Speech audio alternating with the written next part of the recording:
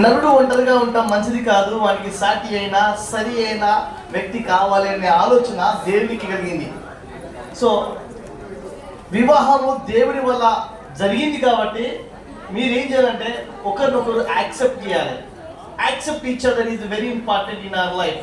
మన జీవితంలో ఒకరిని ఒకరు అంగీకరించడం అనేది చాలా అవసరమై ఉన్నది.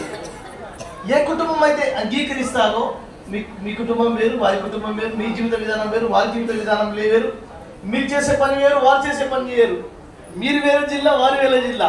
కాబట్టి ఏం చేయాలంటే అంగీకారం అనేది చాలా అవసరం. రెండో విషయం ఏంటంటే మీ జీవితానికి బైబుల్ ఆధారం చేసుకోండి. మీ బైబుల్ బేస్ చేసుకోండి. వాక్యము నా పాదములకు దీపము, అది నా త్రోవలకు వెలుగునై ఉన్నది అని వాక్యం చెప్తుంది కదా. బైబుల్ ఆధారం చేసుకోండి. ఎవ్వరి మాట వినొద్దు. క్రీస్తు మీ కుటుంబానికి కేంద్ర బిందువుగా చేసుకోవాలి. ఏ కుటుంబం అయితే క్రీస్తును కలిగి ఉంటుందో ఆ కుటుంబము వర్ధిల్లుతాది. ఏ కుటుంబం అయితే క్రీస్తును కలిగి ఉంటుందో ఆ కుటుంబము అనేకులకు ఆశీర్వాదకరంగా మారిపోతాయి.